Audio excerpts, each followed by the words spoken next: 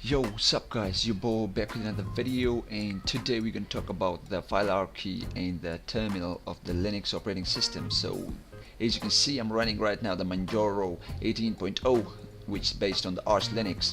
So as you all know, the Linux is an operating system, and an operating system is what we can say a software or that lets you interact with your computer and interact with the devices that are connected to your computer. And now the question is, what makes Linux stand out from the other operating system, Windows and Macintosh and other there are? That is the customization modification that Linux give you. Like, Linux is an open source operating system. Like, you can make any kind of customization, any kind of modification from the root, the way you want to use it, the way you want it to look, or the way you want it to work. You can do it with Linux. Now, when we talk about the Linux terminal, now the question that first comes in mind is, you got the GUI, the graphical user interface. Now terminal is based on command line interface, you call it CLI for short. Now the question that comes to mind is, why don't we use the GUI and use the CLI? Like, in this modern age, we got beautiful GUIs for every operating system and every software. Instead of that, we are using a terminal, a command, and some commands, lengthy commands and stuff. But the thing is that the GUI don't give you that we can say the kind of power, the kind of efficiency that the terminal gives you. The super users, or we can say the professionals in the field of computing, they use terminal because terminal is kind of automates your task. You write scripts or line of command and makes your work done. But doing that thing in the GUI, it's kind of headache. It's kind of difficult, bro. Like, you gotta do a lot of stuff to get it done, but in the terminal you gotta enter a few commands and you are done with it. So let's go and start with the file hierarchy of the Linux operating system. So when you open up this, go to the root directory of your Linux, or you can do a cd / /ls. This is the root directory of your Linux operating system, but we're gonna go with the GUI because explaining it in the terminal is kind of difficult. So when you go in the root directory, the / this stands for the root directory, and there's the primary hierarchy root directory where everything is, like, everything exists in that directory, right?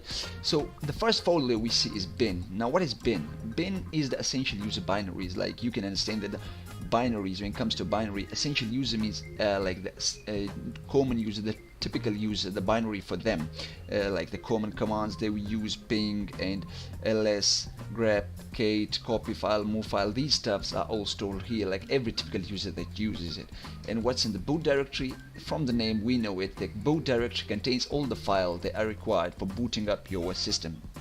The static boot files, we can say, the grub boot which Linux uses, and the other kernel files that they are required for the boot up, the virtual RAM disk that is required for the boot up of your device. Then comes the folder called Dev. The Dev is the folder, or you call it device file, that contains all the info about the hardwares that are connected to your computer, connected to your system. These are not regular files. These are all the this folder contains all the files that are required for your hardware to interact with each other. Then comes the etc. The etc contains the configuration files.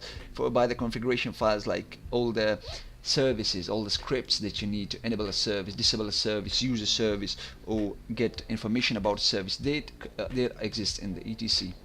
And then comes the home directory. The home directory, we know from the name, the user home directory, where the user, or the current user who is using the system, like I'm using, my username is Val, it'll show up every picture, folder, download stuff, they exist in this folder home. The library, this is the essential shared library. This is the most important dynamic library in the kernel module. Everything is based in here. Now these two folders, sbin and bin, they are part of this library file. They exist within this file. So this is like the main library file of them, and the lib64 means I'm using a 64-bit operating system. If you are using a 32-bit, the lib or the library folder will only exist there. Then there is this MNT. MNT means temporary mount point, like you mount USB, you mount some other device, they temporarily mount and then you eject them back. Those things are mounted here in this MNT folder.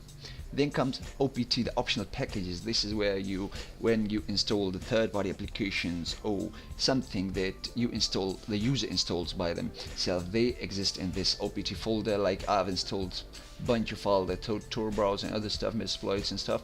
If you got something and you download it from any site and you gotta move it to this folder to install it, it's pretty easy. Then we got the PROC, or you call it the kernel and process file folder. Actually, I use file because in the Linux, everything, a folder, a device, everything is a file for the Linux operating system. So we call them process file, or maybe we call them bin file. So in the process file, what it is it contains all the kernels and the stuffs that are required for running and making a progress or make a process run.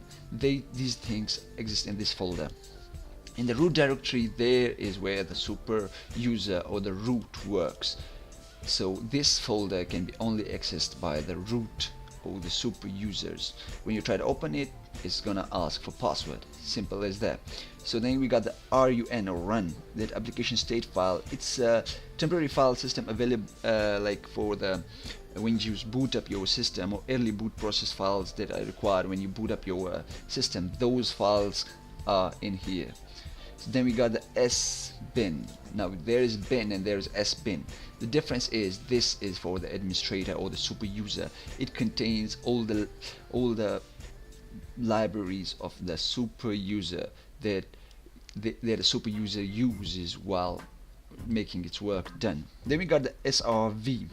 The SRV got the service data, or we can say all the services that we use. By services I mean FTP, we use SSH, we use HTTP. Those services all exist in this folder. If I go there, you can see that there are plenty of services there. Then we got the SYS. This is in the modern Linux system, like it exists nowadays in every Linux system. Back in the day, it doesn't used to be in the root directory, like way before the kernel version 2.6, 2.5, I guess.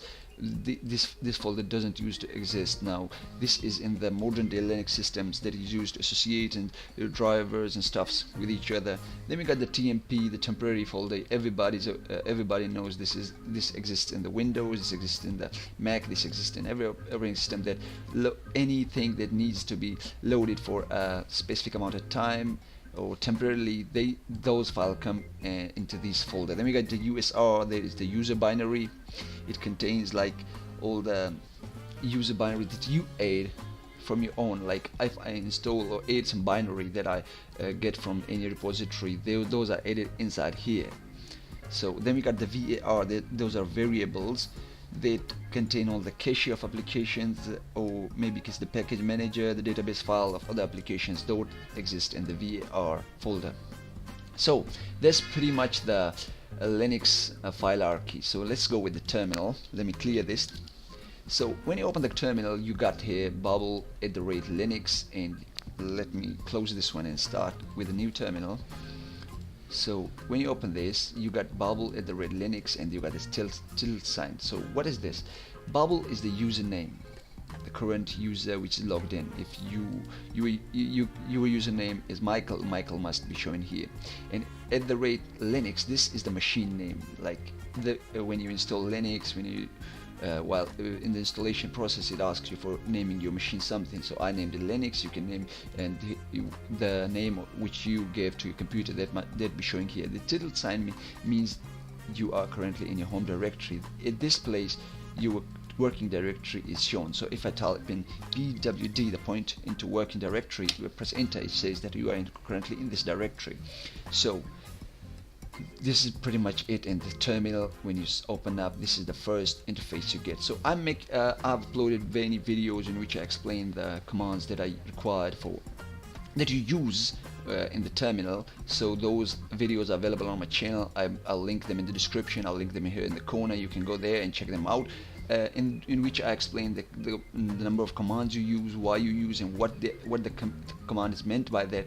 Not like in a script kiddie way that I will tell you that do this and it'll make that done. No, I'll explain that when you type this command, what's actually happening. So I'll explain you step by step what is happening and how I'm doing it. So if you like this video, you think that I gave you a brief my introduction to the file hierarchy and the terminal was great, give it a thumbs up, subscribe for more videos, and I hope that you'll check my future videos and the videos that I've already made about the Linux operating system. Peace.